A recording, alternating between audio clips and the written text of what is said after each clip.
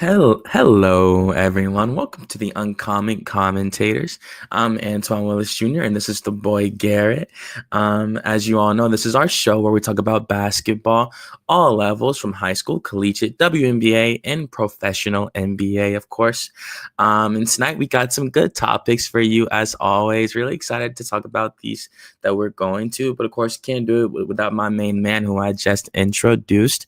How you doing, Garrett? It's Thursday night, as always, when we record this show. So the week's almost over. You got one more day, for me at least, before I'm off on Saturday. But how's your week been so far, man? You been okay? Yeah, man. Everything is good. Life is good, so can't complain. Always, man. Yeah, for me and you both, of course. Yeah, like I said, always blessed to do this show. Want to give a shout out to Jay Holloway, who's stepping in for Wiley on the ones and twos. We wish you well, Wiley, out on the road. I think he's in the car right now. So God bless you, brother. You said you'd be listening. Always love doing the show with you as well, Wiley. And we just hope you travel safe on your vacation or wherever you're going. Yep. And yeah, like I said, we have a great show today. We could go ahead and start off with the first topic that we were going to. So, obviously, as you all know, the future Hall of Famer Damian Lillard is now out indefinitely with a blood clot in his calf. Obviously, the superstar point guard of the Milwaukee Bucks was having a great season at 34 years old. He was averaging like 25 points and 7 assists per game. While having shooting pretty good from the field this year as well. His second year in Milwaukee, after that big whole Portland thing, when he finally left after leading the Trailblazers for 11 years and not having much success after getting drafted by them in the 2013 draft. So it was pretty devastating for the Bucks to take this injury at this point in the season as the playoffs do approach. We know that Giannis himself is listed as questionable for their Friday night game. It's due to like a foot injury of some sort, maybe really like minor foot load management more so than an injury. And of course, that happens a lot when you're Giannis's size and when you have his athleticism, when you're driving to the rim as much as he does. But I wanted to really talk about the main man on the sideline, Doc Rivers. So we know that he did replace Adrian Griffin when they had a 35-13 record in the middle of, I believe it was last year when he came over. He replaced him in the All-Star game and everything as the 2024 NBA All-Star game head coach. Of course, they didn't have too much playoff success last season, but a lot of people were cutting Doc some slack, seeing how he came in the middle of a season and he didn't really get the chance to really implement his game plan and like his culture into the Bucks. And now, having done so, they find themselves at 40-32.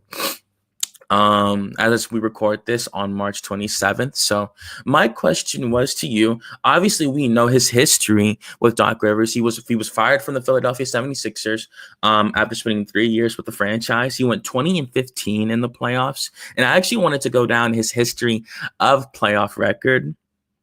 Just to show that he has had a little bit of success, but majority he has lost for the most part. He had a 5-10 playoff record when leading the Orlando Magic. Of course, he did win Coach of the Year in the year 2000 when he first took over the franchise, and they actually made the playoffs the next 3 seasons. That was the whole Tracy McGrady era down in Orlando. But like I said, they had a 5-10 playoff record. After being there for 5 years, he went to Boston shortly after that, where he was there for 9 years, 2004 to 2013, where he had a 59-47 playoff record. Of course, we saw him claim the 2008 NBA title, and he also won. I feel like people forget this. They were the Eastern Conference champions back in 2010, where they lost to the Los Angeles Lakers when Kobe and Pau Gasol took the Lakers back to back. After 7 years in the Clippers, of course, the Lob City with Blake Griffin and Chris Paul. He was 27-32 in the playoffs. Obviously, everyone knows he never made it past the second round with that team. That's the whole thing about the whole Lob City Clippers, of course. A team not stacked on paper. Unfortunately, he's never made it past the second round, even with 2 superstars with Blake Griffin and Chris Paul. And also, a good DeAndre Jordan, a prime JJ Redick. They were one of my favorite teams personally. We never saw them find much playoff success, of course, facing those like OKC teams back then and like those Memphis Grizzly teams. And like I just mentioned, he spent 3 years in Philly where he actually was 20-15 in the playoffs. But of course, like I mentioned, he never made it past the second round, even with the 2023 MVP on his team. He wasn't able to do it. So after laying out his track record and the foundation for Rivers, what do you think happens this playoff if he isn't able to make it that far? We know how NBA front offices have had short leashes on coaches lately, especially with Doc Rivers knowing his track record.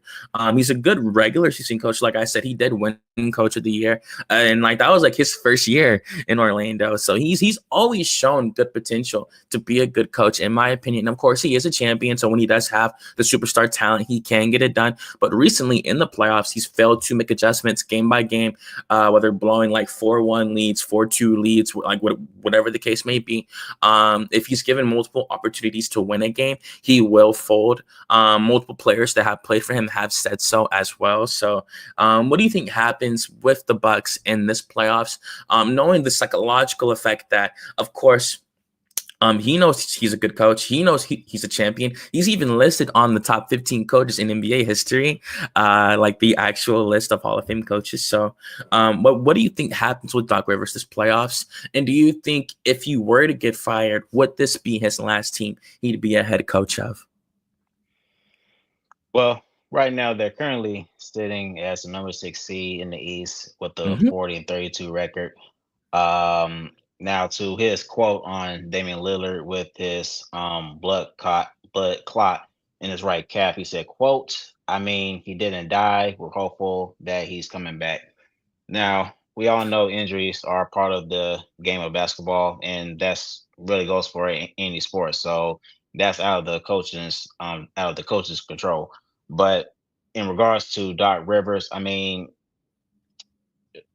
because you're anticipating that you're going to be without him for Mm-hmm. the rest of the season and possibly including the playoffs. So you're honestly thinking that okay, it's just going to be Giannis that you're going to have in the playoffs. Now, I will say that the Bucks, I don't think that they are in a position to really win at this moment because they have a lot of issues to really fix because Mm-hmm. they have not been in a winning environment ever since they won their championship a few years back in 2021. They've been an early exit team in the playoffs. They made the playoffs every year, but they've never been able to get back to the Eastern Conference Finals or back to the finals since then. So there's a lot of issues going on with that.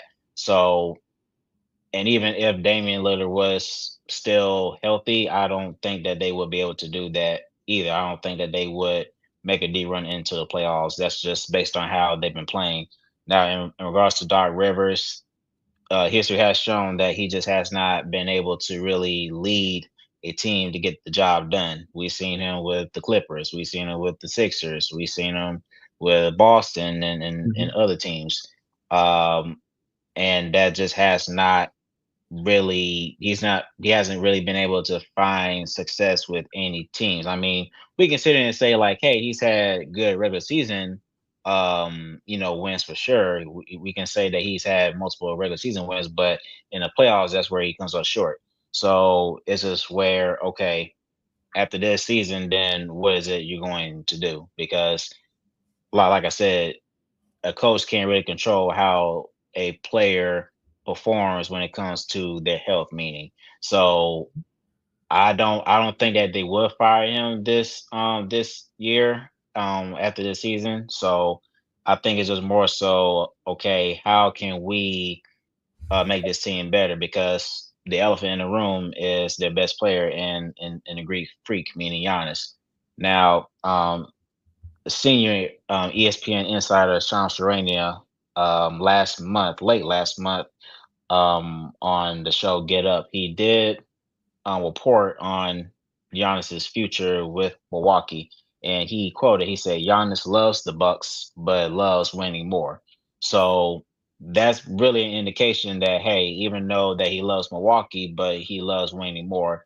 And that obviously does indicate that he's open to playing elsewhere to be in a winning environment. Now, I'm not saying that Giannis will be traded because I don't have like because I don't have any sources to confirm me, if that is the case for real. But I'm just saying that there's a possibility that he could force his way out and request a trade.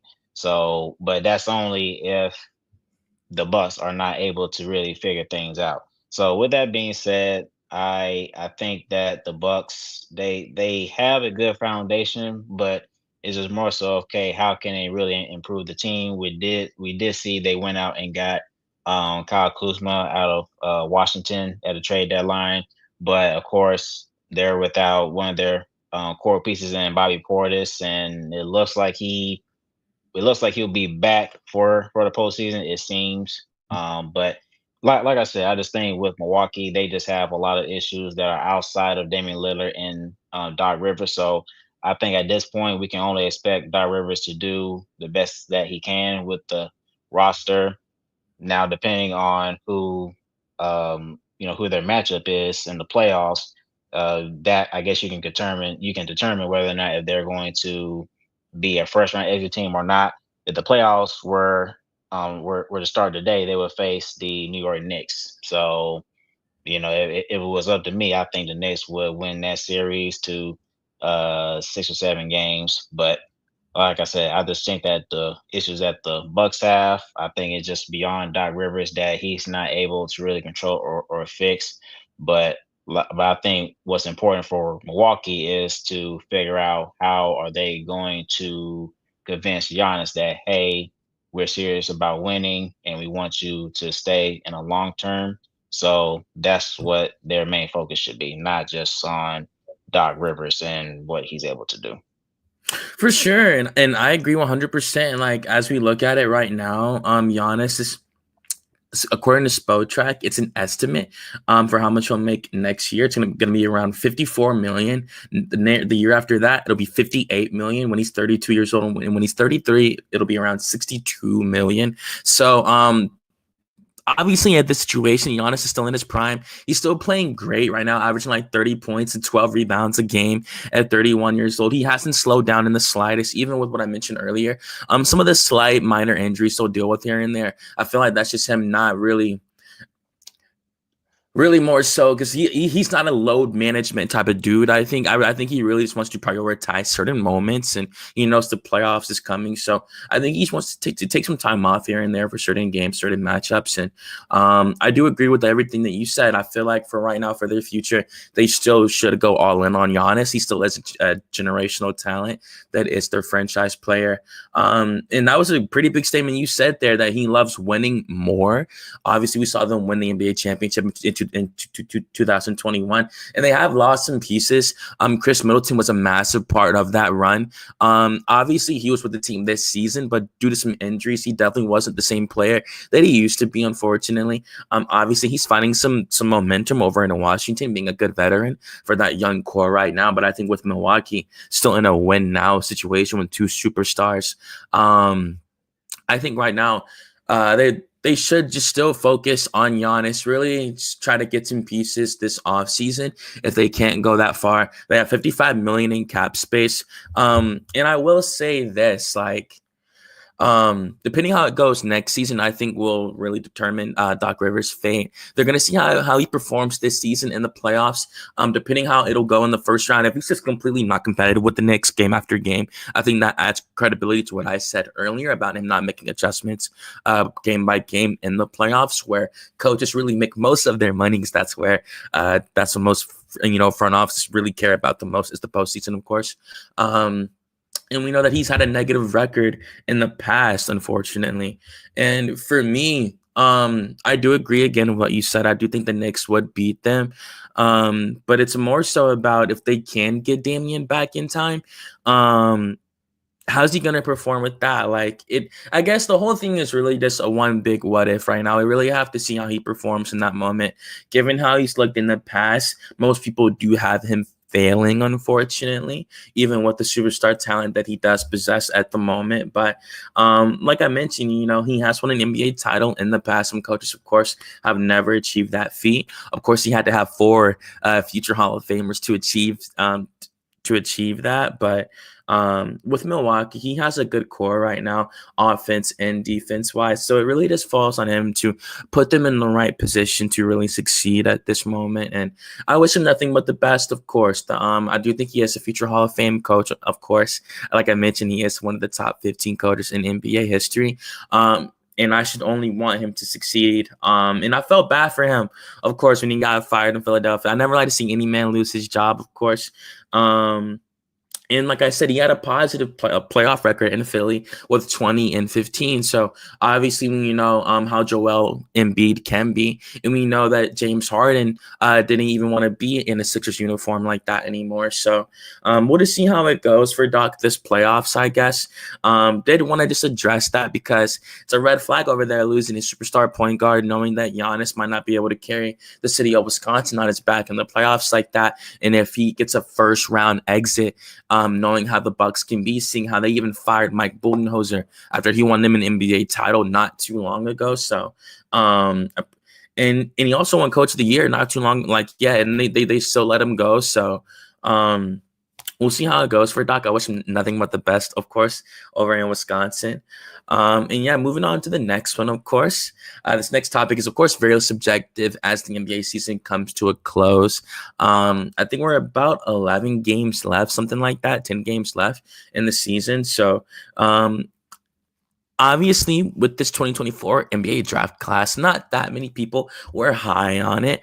We're seeing the third pick in the draft, Reed Shepherd, go through some season adversity over in Houston, just being in and out of the lineup. Of course, he's been great in the G League, in my opinion, Reed Shepherd, but I'm still really high on him, given what he can achieve, what he did achieve in Kentucky, leading the NCAA in 3-point field goal percentage at 52%. I still think he's a great shooter, but right now for his rookie season, he only averaged 4 points, 1 rebound, and 1 assist. There was some underrated talent that really took over this year, like Jalen Wells. Many people were doubting Zach Edey, Shaquille O'Neal coming out of Purdue, thinking he was a stick in the mud, thinking he wasn't going to be able to succeed at the NBA level, given his frame. And he's more of a traditional center that you don't see like that nowadays, prioritizing the drop step and post moves and things of that nature. I think he's found a home over in Memphis, in my opinion, averaging 9 points and 8 rebounds a game in his rookie year. He's 22 years old, so I think he'll catch on pretty quick, especially having his physicality at 7'4". But of course, moving to the dudes who have really stolen the show, in my opinion, that's our guy, Zachary Risachet. Of course, over the last 5 games, he has averaged 18.2 points per game. He's looked great, in my opinion, really catching really hitting his stride, and especially with the catch and shoot threes, he's really fallen in love with his role this year. That was really all he's supposed to do, really, was sit in the corner, catch and shoot threes, really learn the plays that we're running this year in the Hawk system and play good defense. He's done all 3 of those things, even sometimes where he's taken initiative to really shot create for himself, take the ball on the fast break. He's the youngest Hawk to ever have multiple 30-point games. I'm pretty sure he's the only rookie this season to have multiple 30-point games, and it's pretty remarkable. When he does put up 30 points, it's like crazy efficiency, like 11 of 14, 9 of 15. Even when he had 22 points the other night, he shot like 9 of 17. So anytime he's playing good like that, he shoots great. Like he's shooting over like 50%. And it's really remarkable to see a 19-year-old, not even 20 years old, to be able to adjust this quickly mid-season, catch on, and really come into his own. He did, like I did say, he did what he was supposed to this year, coming in and averaging 12 points a game, again, at 19 in the NBA. So if he's averaging 12 right now, I can only imagine next year he'll probably jump to maybe 15 points per game, 16, 17 points per game. And in that third season, he can come back and average like 18, 19, 20 points per game. And that's just him at 21 years old. At this point, all he has to do is just add the muscle because he has the intangibles and the athleticism. Absolutely. And Jalen Wells, of course, the rookie coming out of Washington State, I think he's played good as well, averaging 11 points and 3 rebounds as well for the Memphis Grizzlies. I think just the fact that not many people, I mean, some people were high on him, but not many people were, of course, coming out of Washington State. And he's really played great, in my opinion. I do think he has a bright future, the Sacramento, California native.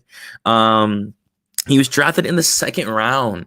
So to come out here and already be a double-digit point per game scorer on a contender like the Grizzlies definitely show that he has a bright future. And according to FanDuel right now, the number one guy is Stephon Castle of the San Antonio Spurs. I think he's played good as well. The former NCAA champion. Of course, we just saw UConn get eliminated pretty early. That was pretty crazy to see that. You know, Dan Hurley was not happy about that, of course. And Stephon's averaging 14 points, 3 rebounds, and 4 assists. He just had, or he currently does have 22 points, 6 assists with 12 rebounds versus Cleveland Cavaliers. Of course, they lost that game just now to the Cavs, but he's showing his potential, definitely almost bringing home a triple-double literally tonight as we record this. And he's looked great all season. The Covington, Georgia native, if I must say. He's looked good, honestly, like really exceeding expectation, even as the 4th overall pick. If that's a redraft, you know, he could go even higher, you know, you never know. But his last few games, he's had 19 points and 4 assists versus the Pistons. Toronto, he had 15, 1 and 5 versus the literally Philly. He had 17 points and 14 assists. So he's definitely looking good. He's definitely showing his potential. He's showing that they have a future something behind De'Aaron Fox. Absolutely. I'm not gonna go out on a limb and say maybe a future star. He's definitely looking like it for sure. I wouldn't be surprised if he turned into one as a 6'7" point guard for sure. But Stephon Castle's also played great. And last but not least, got to give credit to Alex Sarr. A lot of people were ragging on him after his performance in the Summer League, and he's played really, really good the last few games. He currently averages 13 points and 7 rebounds a game. Many people thought the rebounding would take a while to come on, but he's actually looking good, averaging already 7. Reminder that he is naturally a power forward rather than a center. That was one of the main reasons why he didn't want to come to the Atlanta Hawks, mainly because he wanted to stick to the natural position of the power forward versus the center spot. And I think he's already looking good. I do think he'll be a future star as well. I think he's determined to become that. These French prospects are showing it, you know, like Wembanyama came out last year. Number 1 and number 2 both came out of France with Zachary and Alex, and they're both playing good for their respective franchises. Of course, as I literally say all of this, the Pacers just beat the Wizards 162 to 109.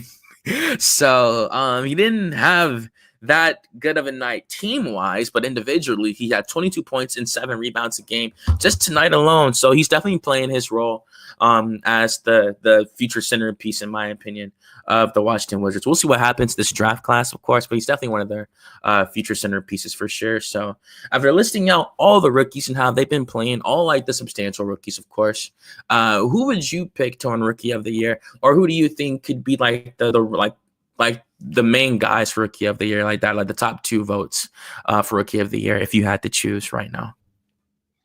Yeah, of course, I'm going to, go with our guy, Zachary Richard. To your point, it is going to be a tight race between him and Stephon Castle. Now, to Castle's standpoint, or on his perspective, I think that the award could go to Castle due to the simple fact that he's averaging more points and assists right now.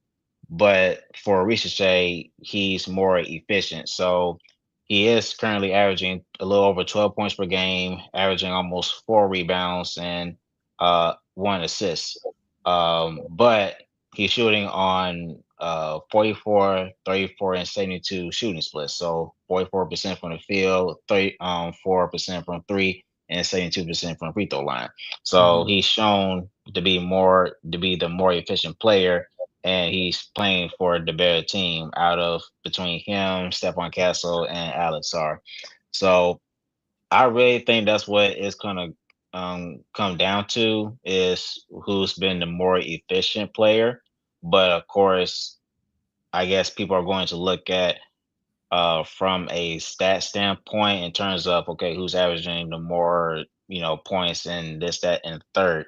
But I think for Zach, he definitely had a slow start this year because of the fact that he was starting off shooting around 27% from three, but now he's up to 34. So he had a little bit of a rough start, and now he's getting to the point where he's starting to catch the rhythm as we head towards the end of the season. So, and you can say the same thing for Stephon Castle. He's had a similar situation because right now he's shooting 42% from the field, 28% from three, and still same free throw percentage at 72.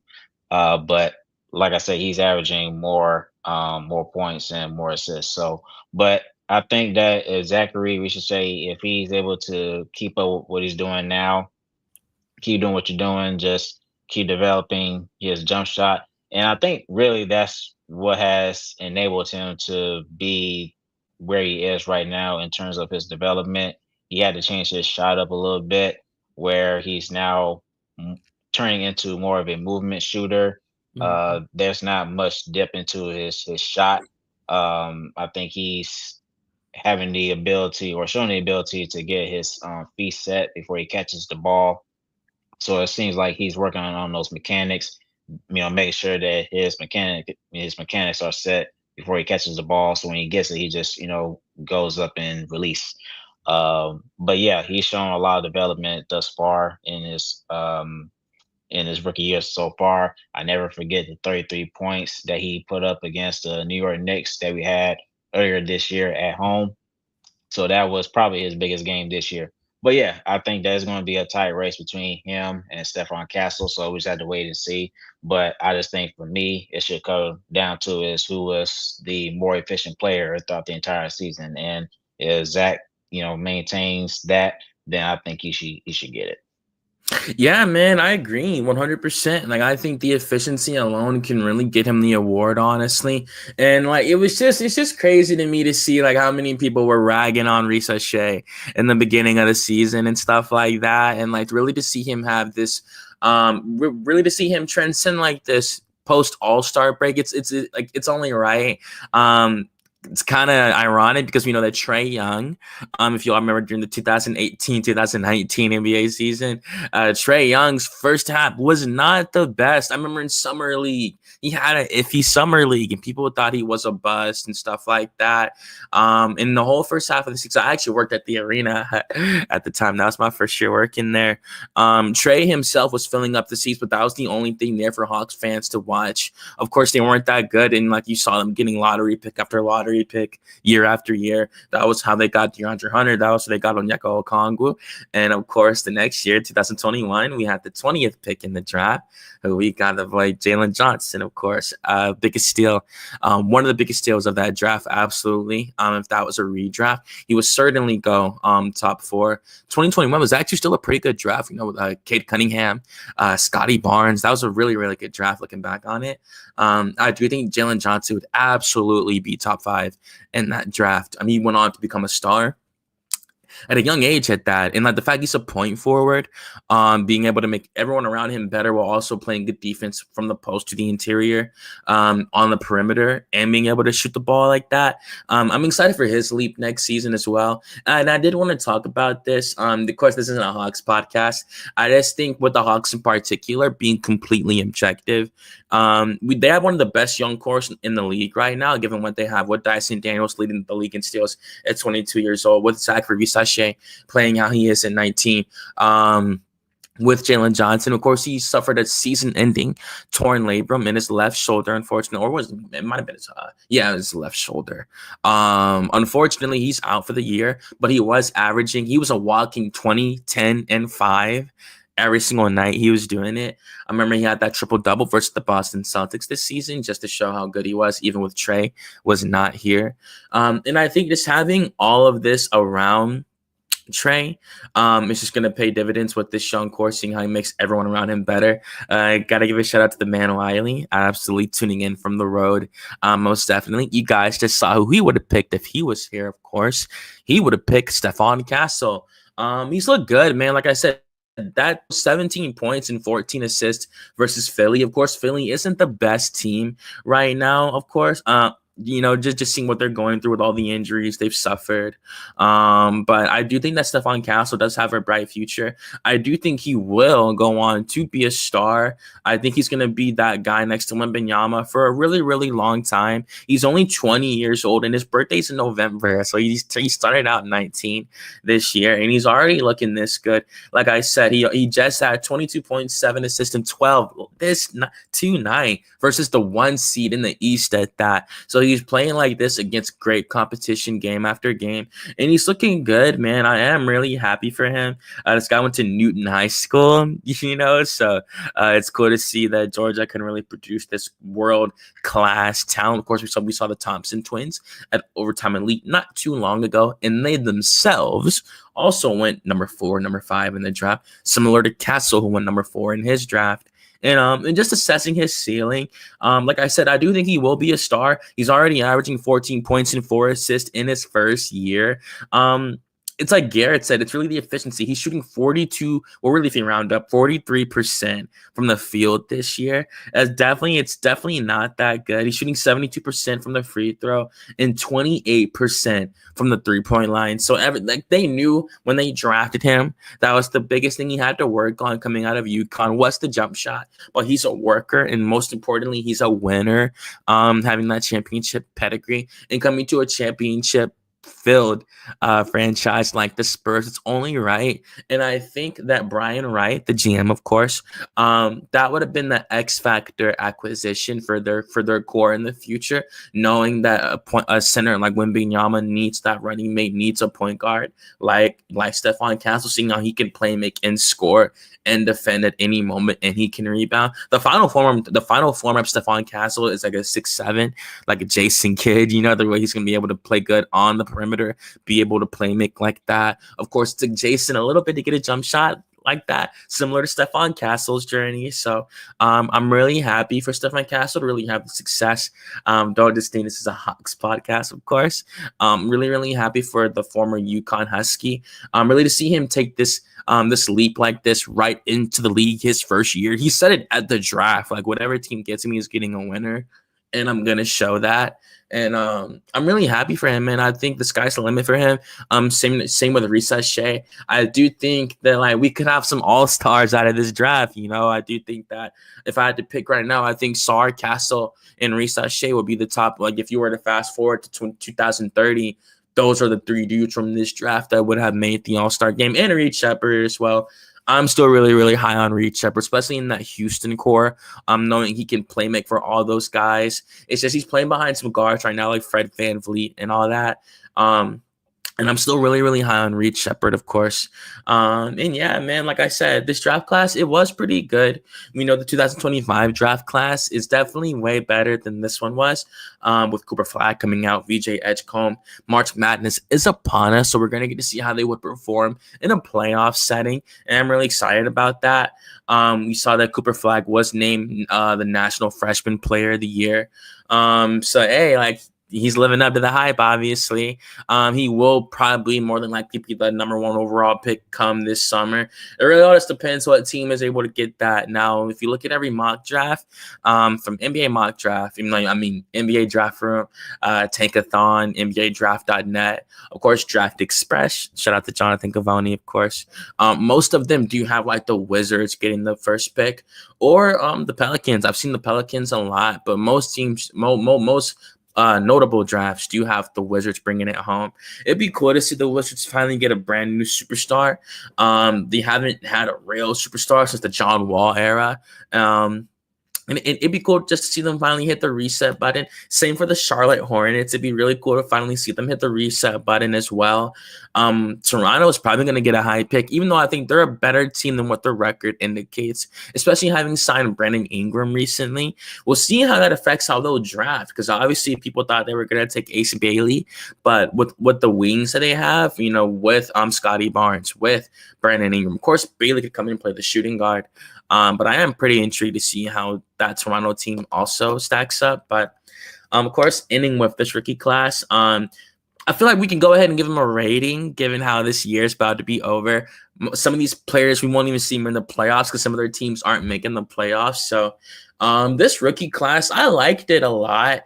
I would have probably given them like an 8, honestly. Like I said, I do think that we'll probably get at least one all-star out of this. At least Star, Ricochet, or Castle can all go on to be an all-star, especially for their respective franchise, where they're all three of them are flourishing at the moment in their respective roles. So they're only going to grow more the more usage increases. So I would probably give it about an 8, given the talent from what I saw this year. If you had to give like a rating for this rookie class, like given all the slander they got back in last July, last June, what would you give this rookie class if you had to say from what you saw from them this year?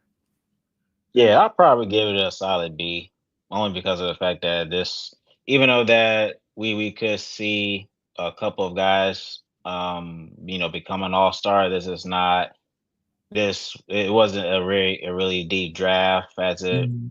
has been over the past few years. Like this is not nowhere near as deep of a draft like we saw in 2018 with Luca, Trey Young, and Mhm. SGA, all Yeah. those guys, or the draft after that with Darius Garland, Zion Williamson, DeAndre Hunter, or Yeah. nothing like that. So this is one of the weakest drafts we've seen. Um, it's not an indictment to the players or anything like that. It's just from a talent standpoint, it just wasn't that deep. But that's why I say that I think that I would say that these guys would definitely be tremendous role players for sure. So guys that you would surround with the likes of Wemby and San Antonio with Castle, or Trey with Ricochet, or Jordan Poole with Alex Sarr, and all those guys. So, but these Mhm. are these are definitely guys that could be high role players for their respective teams. But yeah, I would give it a solid B for this draft class. Okay. No, I mean, hey, man, like, hey, I can see why you say that. You feel me? Like I said, they didn't have the most noteworthy names. Most of the biggest draft prospects are international prospects, so not many people have Yep. time to watch EuroLeague basketball like that, released it at home. It's over in Europe, so obviously we live in America. Given the time differences, it'd be pretty hard to watch them anyway. Like Zachary Ricochet was an all-star over in the French league. I'm pretty sure he won a championship in the last the lead national dead basket. I always mention that when I try to say the French league and stuff.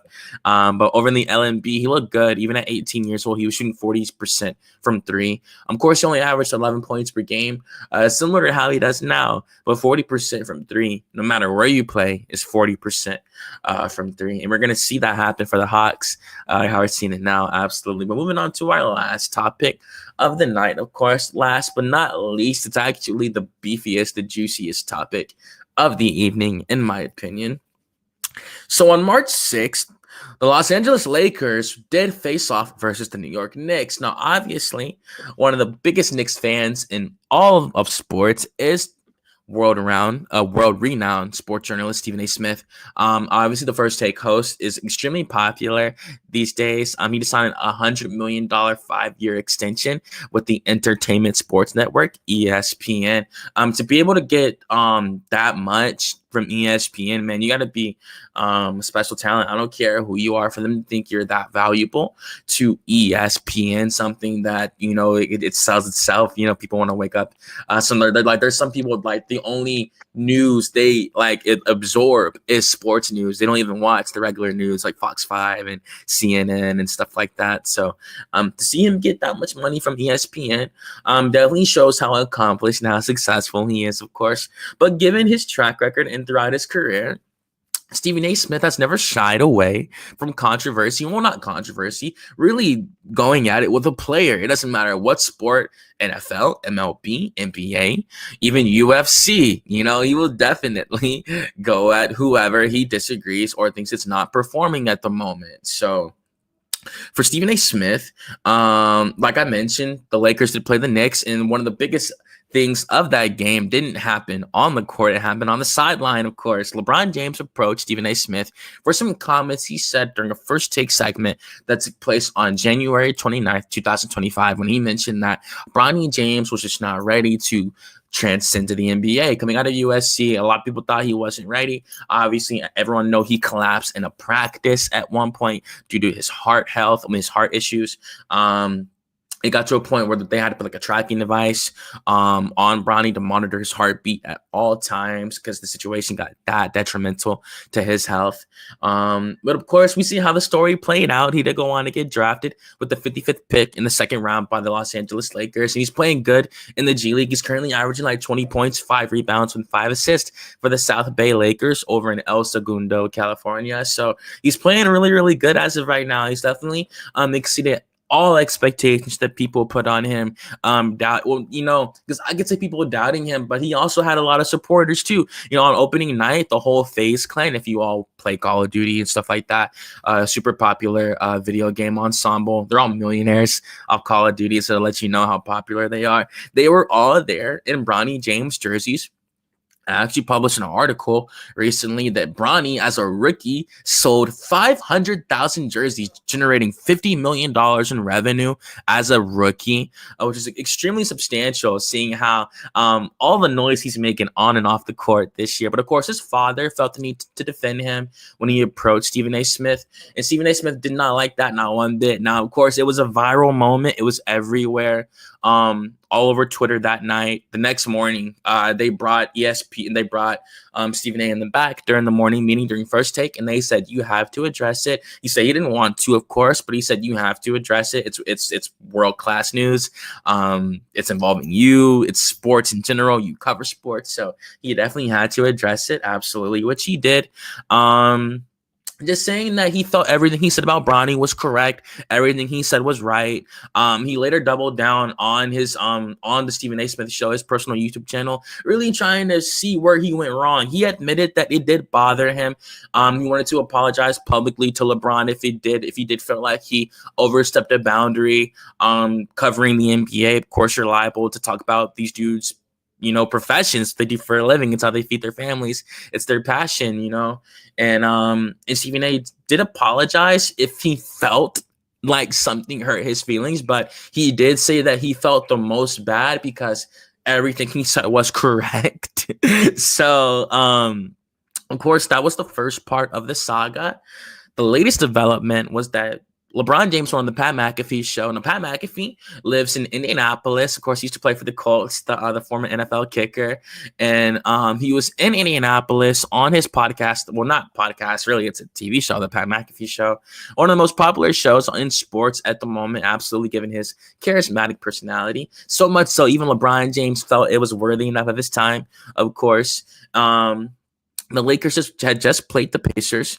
He had just hit a game winner the night before, and he thought, hey, why not roll over to Pat McAfee's show? And yeah, he had to sit down with him. And obviously, Pat McAfee working on ESPN. Just LeBron was, just going over like the recent events in his life and stuff like that. And Stephen A. did get brought up, and he just said, oh man, that guy couldn't wait to talk about our viral moment. Like, he was at home in his tidy whities with ice cream in front of the TV, just so excited to sit there and like talk about what I said to him and stuff like that. And that made Stephen A. Smith extremely upset. I can only imagine how he felt when he said that about him on national television, knowing Stephen A. Smith's personality, of course. And Stephen A. Smith replied to him later on his YouTube channel later that night, calling LeBron a liar. He said a lot. He really just said that everything that LeBron said wasn't lie. That he never said anything to hurt Bronny's feelings or anything like that.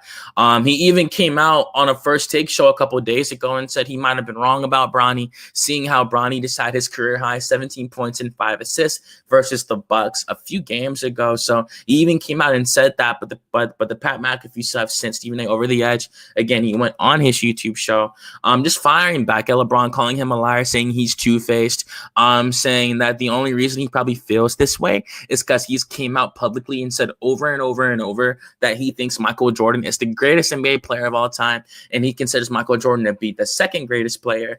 Even Rich Paul, because of course Stephen A brought it up during his YouTube segment, he said that he kind of got word that LeBron felt slighted by that after Rich Paul caught him in person and told him in person that he found it as he thought it was insulting to refer to him as the second greatest player of all time. Now, of course, that pissed Stephen A off. He did not like that. Seeing how Stephen A has to be extremely critical. And Stephen A is about 57 years old now, so he has seen Michael Jordan's entire career and LeBron James' entire career, and he still feels that Michael Jordan, of course, is the greatest of all time. Stephen A. Smith has no ties to Chicago. He's from New York. He worked for the Philadelphia Inquirer, covering the Philadelphia 76ers and Allen Iverson. That's really how he rose to prominence. So he just really loves Michael Jordan and everything he accomplished on the court, similar to Skip Bayless, of course. And really the whole thing was just about them arguing, just really firing back at each other and who the fans decide they want to believe in all of this. Stephen A. Smith also did say he would have swung on LeBron. He said he would have punched him in the face if he would have felt like his life was in danger or if LeBron was about to put his hands on him. And he said he wasn't scared of him in the slightest. And he said, yeah, I probably would have got my A-word kick because we definitely would have been tussling and fighting right there in front of everyone. Of course, LeBron is 6'8" and about 250 pounds. So Stephen A. Smith definitely would have been a size disadvantage there. But the most recent development, of course, Stephen A. Smith went on First Take again this morning and fired back at LeBron because LeBron also said some comments about Brian Windhorst as well, saying that Brian Windhorst claimed that LeBron and him are best friends and all that. And then LeBron called Brian Windhorst weird and things of that nature. And that really, really pissed Stephen A off to see him come after his colleague like that. Because he felt like at this point, LeBron's just coming after the entire NBA media just for critiquing players, which is, of course, the main job of the NBA media. And yeah, Stephen A. Smith went on First Take again. He gave every stat line to show why Michael Jordan is the greatest player of all time. And he only said that because he feels like that's the main reason why LeBron doesn't like him like that. He said it wasn't even about Bronny. He said it's not about Bronny at all because he couldn't have said anything that bad to make him upset about his son. He said it was an ego thing when it came to LeBron, in that he just wanted to, because LeBron went on Pat McAfee and said it's about defending my household and defending the players. And Stephen A. Smith said that was a lie and that it was just about defending himself and his image and things of that nature. And he said, but what he said about Brian Windhorst was leakage about what the whole mess, what the NBA fans don't get to see, that side of LeBron, how he'll talk trash on people, how he can be a bully sometimes, so he can be kind of rude at moments. We did see that video of when LeBron was out in Paris when that fan tried to run up to him and he was dancing and he said, "Don't do that." And he went back to dancing as he walked into the hotel. So LeBron definitely does have that side to him. For those of you who never met him in person, I've never met him in person. I don't know if Garrett's ever met him in person, but this is one of the biggest stories in basketball right now. It involves one of the greatest of all time, one of the most popular players in the absolute most popular basketball journalist at the moment, and Stephen A. Smith. Regardless of what everyone says, I don't see other journalists making $100 million from ESPN. So I just laid out the whole story. Absolutely. I appreciate you for giving me the time to do that.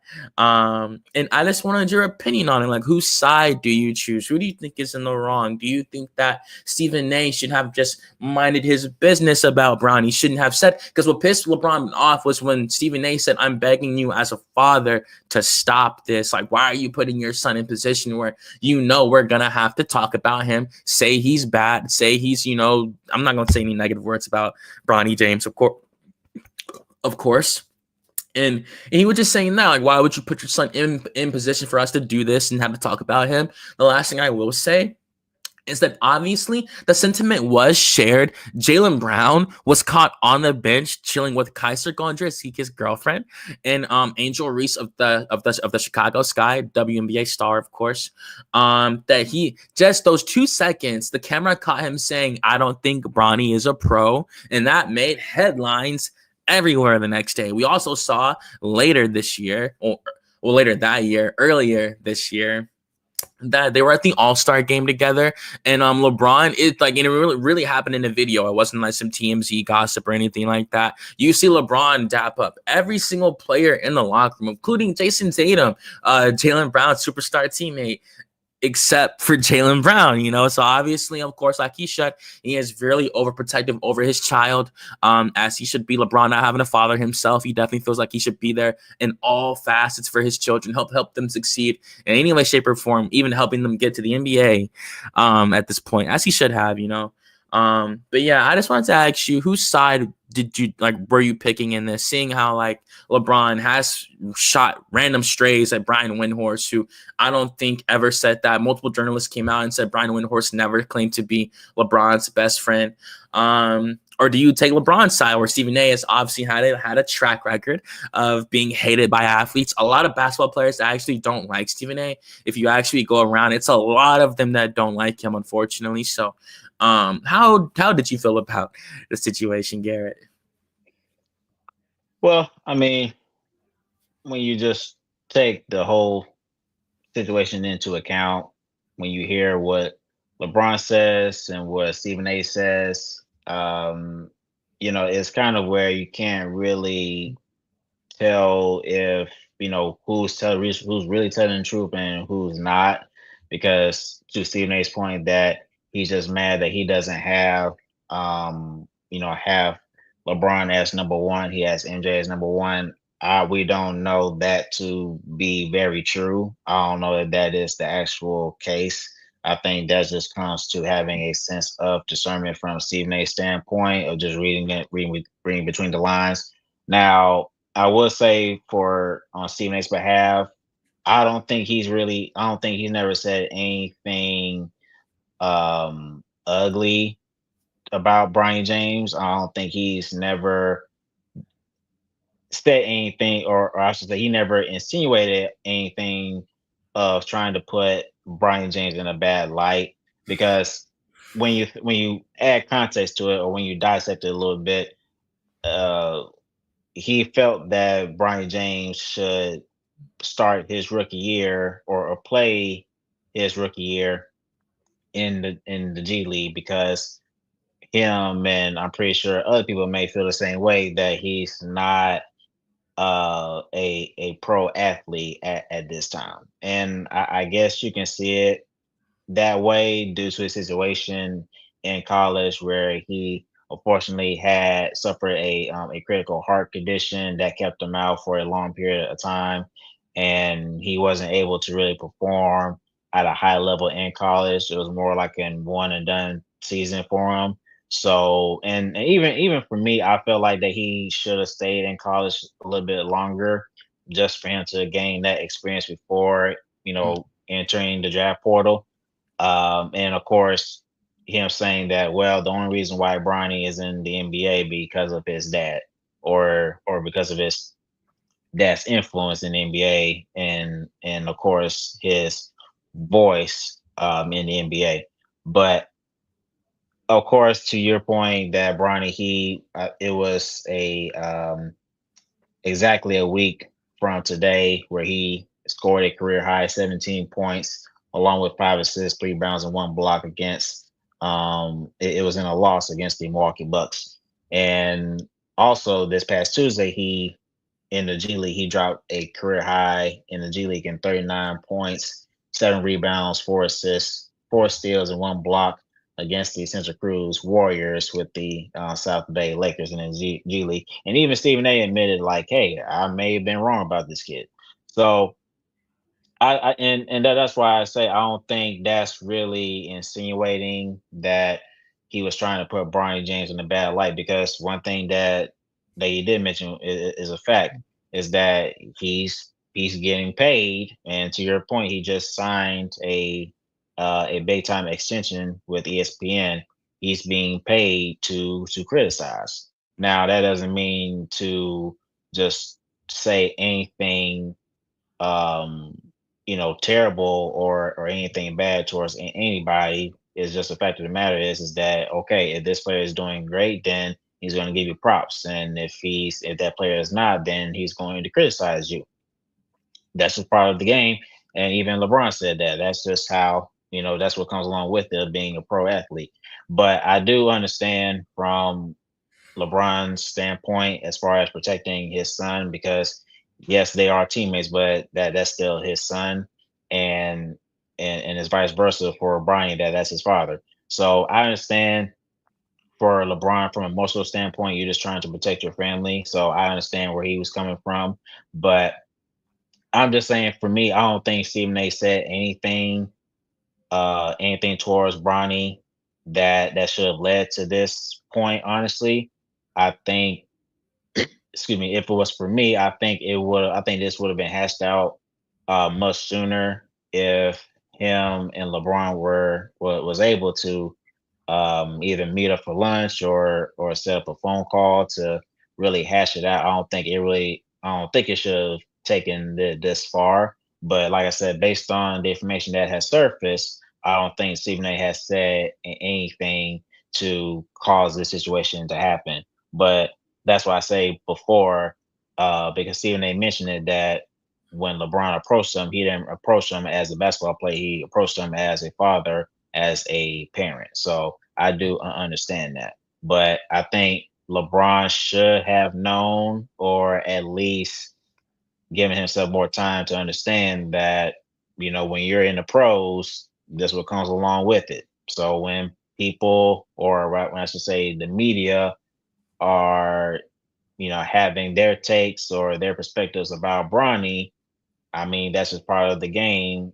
You can't save him from every situation. So, but like I said, I mean, this is, and if I'm not mistaken, I mean, this is the first father and son teammates, in the history of the NBA. If I'm not mistaken, so it's a rare thing to see.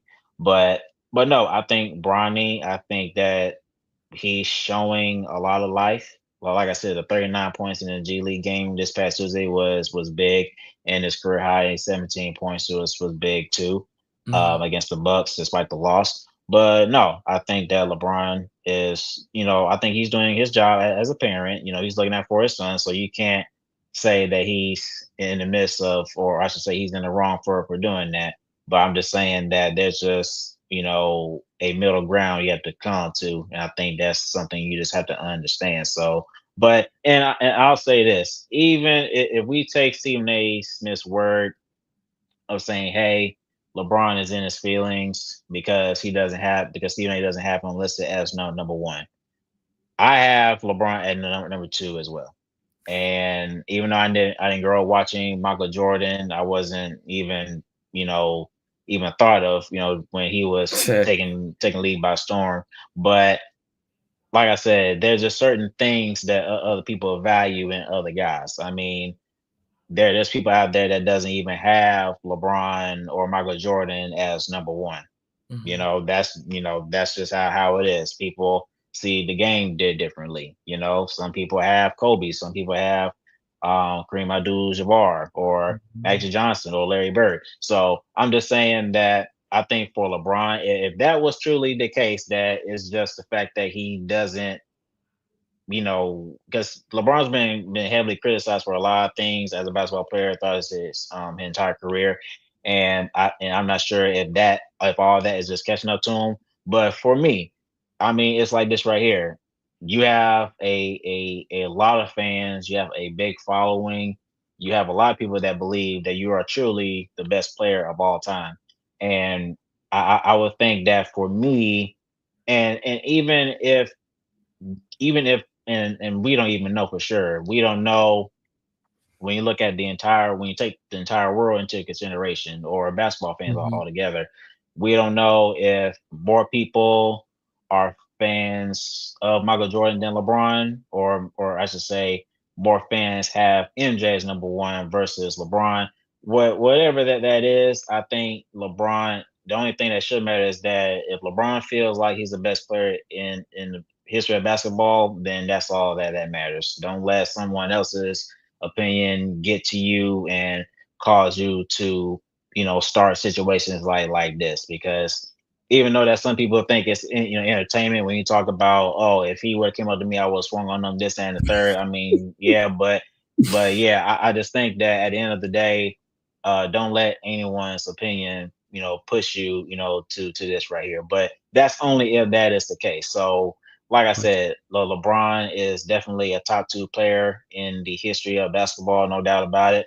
Regardless of that, I think LeBron should only care about how he feels as a player, and that's why I say if he feels like he's the best player of all time, then that's all that matters. And don't get me wrong, he has a very very solid case as to why, and he has the 1,000. numbers to back it up. So it's definitely close, but yeah, but like I said, I don't hold LeBron against him as far as trying to look after for his son and protecting his child.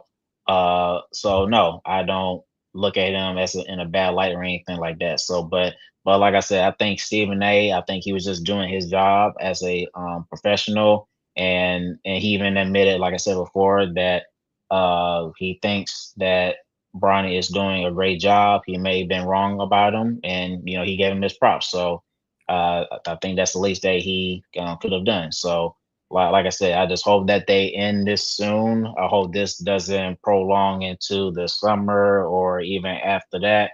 Hopefully that the beef, drops eventually, and hopefully that they'll end this on a peaceful note. I hope they will be able to hash it out if they can. But yeah, I just think that's where it should be going forward. Yeah, man, it was really, really well put by you. Real positive route put by Garrett, of course. Always the better route to take, the positive one rather than the negative. Want to see these two black men succeed on the world stage, not let ESPN and all these other higher ups eat off them feuding on national television. You want to see them make amends and be good role models for the kids that want to follow their footsteps in their respective crafts. From athletes to journalists. Of course, that's how it should be. And yeah, man, I guess just to give my two cents on before we close the show. I want to thank y'all again for joining us. Really appreciate y'all as always. Yeah, so for me, I'm a journalist by trade. I went to school for that. Like, I've dedicated my life to it at this point. Like, unless of course I could change careers at any point if I were to decide to. But like, I'm really passionate about this, and I definitely want to see how far I can take it for sure. So that being said, seeing a man sign a contract for $100 million, like, to talk about basketball, and of course it's different. It's such a high, it's not just so simplistic. It's different than that. They make him earn that $100 million. Best would leave it. Like, I'd be shocked if Stephen A goes to bed like that. He's always up doing so much research every day before a first take, and like, he makes being on TV look so easy. He makes it look so easy being able to not stutter like that. Of course, he's made mistakes. Just today he said LeBron didn't go to Kobe's funeral when he did indeed go.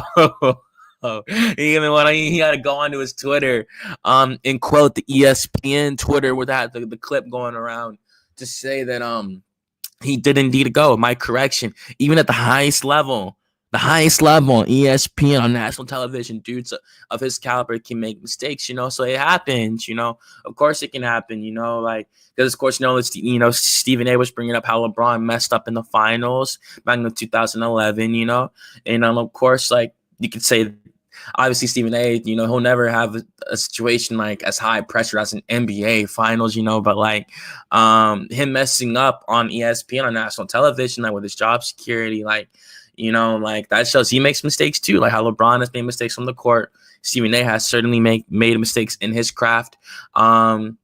But I only mention his success because obviously he has done something right along the way of his career. He's been on TV for such a long time at this point, coming on there with Skip Bayless. And I think right now people don't understand like how hard it is to like have to be critical and really analyze the sport like that, really be aware of everything, like the metrics, like everything you say has to be logical and make sense. Now, as I say that, a lot of people think Stephen A doesn't make sense sometimes when he's breaking down like the game of basketball and stuff like that. But I only say all that to say this. Like I personally side with Stephen A. Smith in this situation. Like I'm not biased as a journalist, not like that. If the players weren't here, I wouldn't have a career. Of course, I could cover news, fashion, entertainment, whatever. But I chose sports. I love covering sports and stuff like that. So I'm always gonna respect the athletes above all else. But I think we got a little bit of an inside look into LeBron James with the situation. Like I think that kind of showed that if he wants to, he definitely has the resources and the power to turn people against you. Like if he I just wouldn't want to be his enemy. I'll say that. Obviously, Stephen A's not worried about that because he has connections that he can get himself without a doubt, and he still has a lot of people that love him in the NBA media space. Absolutely, given the groundwork he has laid over his illustrious career. But I do side with Stephen A in this situation. I do think that LeBron, because sending that shot to Brian Windhorst right there, kind of showed me all I needed to see in terms of. If it's like his attitude towards the media already. He doesn't really like any of these guys like that. To be quite honest, like, you know, obviously he's gonna come at Stephen A the most because he's the biggest of them all. And he knew by coming at Stephen A, he'd be sending a message. Stephen A even had a good point when he said that after LeBron said that, you see LeBron look off into the camera because he knew it was going to be a viral moment. Like, of course, LeBron James, like, as being famous as he has been his entire life, people really do not know, like, the true LeBron James. He knows his image is worth so much. Like, he cannot mess it up at all. He's never had a cheating scandal. He's never had anything like that throughout his 22 years in the NBA. You've never seen anything like that from LeBron ever. And like, yo, he's tatted up, sleeves, got his chest done, LeBron got his back, all that. You know, he could be stereotyped and all that, but like he's defied every single stereotype by achieving success, you know. So I only say that because obviously that's what we know about him on the surface. But I do think from the situation, we definitely got an inside look into LeBron. It's just he has such a massive fan base. People love LeBron so much that they'll always be like F Stephen A. When it comes to LeBron, you know. But I do think we got to look into how LeBron can be as a person. We know he respects other athletes more, which is why he doesn't really go on other shows like that, but he did go on Pat McAfee, someone he does know did play in the NFL, and he likes him, his charisma, all those things. That whole show actually, like, it's a panel of former athletes. So LeBron definitely respects athletes over media members. 100% he does. And I feel like just the situation kind of showed us into like how LeBron can be. Of course, with Stephen A, I feel like we've known Stephen A for years. I think Stephen A works his heart on his sleeve. He is his exact way. People think he's two-faced. He does it on camera. People think like he's fake. He says no, he does it on camera, you know. I think Stephen A is unfiltered and unadulterated, and I think LeBron, who has no choice but to be so filtered and like so like he just people watch every step he takes as LeBron James. So I just think, like, in my opinion, because of course, you know, you yourself, that's why I said you took the positive route. I'm gonna do the same, of course. I just hope they end this feud or whatever you want to call it, of course. But like, I don't know, like do I think LeBron was in the wrong? Nah, I guess he did want to defend his son. But at the end of the day, like Garrett did say, he is in the NBA now, and he's 20 years old, you know. So by America's laws, he is a grown man, of course, but it's always going to be his baby. So I always feel the need to defend his son, but he has to let his son be his son at the end of the day. And like Garrett also mentioned, obviously it's working, you know. He had 39 points in the G League, you know, so he for sure has the potential. He can go to sleep now, waking up with confidence, knowing that he has the potential to really, and it translated, like he almost had 20 in an NBA game with 5 assists versus the Bucks, you know?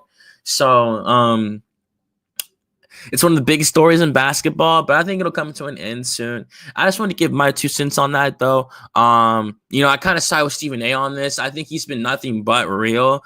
He echoed a lot of sentiments that a lot of other people had. When Bronny got drafted, respect is earned, not given. A lot of people thought Bronny shouldn't have been an All-American coming out of Sierra Canyon. A lot of people thought he shouldn't have gone to USC like that. Even when he got drafted, of course, it was by the team that his dad plays for. It's all so mapped out for him his entire life. LeBron you can only protect him for so long, So now with this, he has no choice but to let his son be his son, and Bronny's playing great. So I'm really happy for him. And yeah, man, we'll just see what happens. But I do think that Stephen A, he was in the right by reporting on the game. He shouldn't have said all the father stuff and begging you as a father, this and that. Because he doesn't know LeBron like that, and he probably felt LeBron probably felt like his fatherly duties were being questioned, and he didn't like that. Absolutely not. Knowing he's probably done everything he could to be a good parent. Not having a good example like that, being a father, of course. And yeah, man, obviously this is just an off the court story. The Lakers getting ready for the playoffs. LeBron's back from a groin strain, so he's just worried about winning at this point. He doesn't really care about all this off the court stuff. Obviously, he is firing back, but I mean, it's all gonna disappear when the playoffs start. Obviously, they got to be around each other. If the Golden State Warriors and the Lakers were to face off in the first round, I'm pretty sure I know the Lakers are the fifth seed at the moment right now. And yeah, the Lakers are the 4th seed. The Grizzlies are the 5th. The Warriors have slipped to the 7th. So they're in the play-in spot now. Last time I checked the standings, they were at the 5th seed. But if the playoffs were to start right now, they would play the Grizzlies. They have beat them in the past. They did have Anthony Davis on that team when they beat that number 2 seeded Grizzlies team. But we'll see how it goes with Luka this time around. But that's it for me on this show. I did really want to discuss that Stephen A. Smith stuff. I thought it was really interesting to see how all that just came out and courtside and stuff. Of course, who else would it be? Stephen A's living a crazy life as a journalist. I will tell you that, to feud with LeBron. I can only imagine how he felt when he saw him walking up to him. He probably thought he was coming up to talk to like a friend or something like that. When he came. He came up and when Stephen A just stood up and that was it. And he knew it was gonna be a viral moment, man. He could have did that to any of all them years. Skip Bayless was talking about LeBron James. And he saw this man, for real. All them times he could have pulled that on Skip. He never, and Skip would have said it to his face right then and there on the court with no fear. And of course, Stephen A had no fear as well. But I'm just saying, Stephen A would have kept not Stephen A. Skip would have kept the same energy without a doubt in my mind. You feel me? So, that's it for me on the Uncommon Commentators. Unless you got anything else, Garrett, my brother. Yeah, thank you all for tuning in, and we always appreciate your love and your support. So, thank you guys again. Thank y'all so much. Please don't forget to comment, and subscribe. Gotta give a shout out as well. Shout out to Jay Holloway for stepping in, being the producer. He's the producer of the Best Damn W show, world renowned WNBA show. They go live Thursday nights at 10:30. Nah, I think it's Tuesday at 10:30. Tuesday, 9:30. 9:30. Tuesdays at 9:30. Y'all should definitely go catch them. They're great. They just keep blowing up more and more every show. They're always consistent. They always have great topics, and they're great basketball heads. No fluff or nothing like that. Real takes, real authentic takes that they stand 10 toes down on. Absolutely. Want to give a shout out to Raina Holloway, Miss Holloway, of course. Lovely woman, lovely mother. Shout out to her as well. She's such a nice person.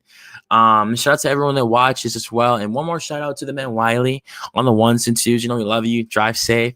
We miss you, boy. I absolutely can't wait to see you again next week. And thank y'all again for joining us on the Uncommon Commentator. So have a blessed evening or whenever you catch this, and enjoy some hoops. Enjoy March Madness, Sweet 16, Elite 8, all of that for sure.